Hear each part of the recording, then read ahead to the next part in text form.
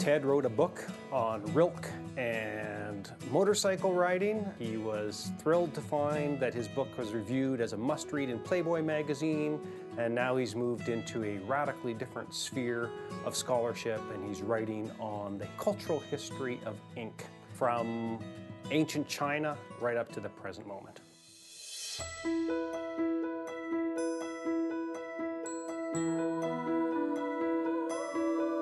The name of the research project is The Social Life of Ink, and it's a work that combines history and research into ink, but also travel to the places where ink was produced. So China, Uzbekistan, Hungary, Argentina, and the Great Nevada Desert. What you have in a ballpoint is essentially a mini printing press. It's important to understand ink because it's so common that it's almost invisible. And these days there's a lot of books on things like the pineapple, chocolate, salt, these commodity biographies that deal with ordinary things that in fact determine the way we live our lives. The ink has been catalyst of knowledge, I think. That's how I see it. Whatever is written in the past, it's really begun with ink. 2 gall nuts make enough for a bottle of ink. This is a gall nut.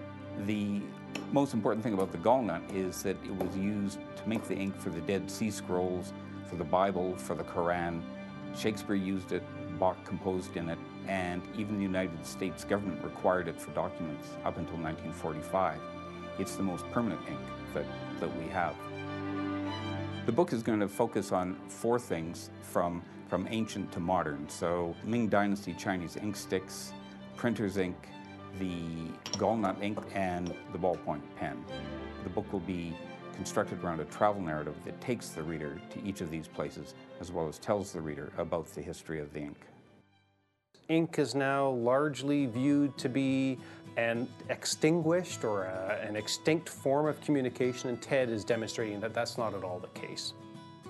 I often get people coming up and saying, "Why are you doing this?" And then as I start to talk, then they interrupt me and start telling me ink stories of their own about how ink froze here on the prairies and the priests had to thaw ink to write in the registers.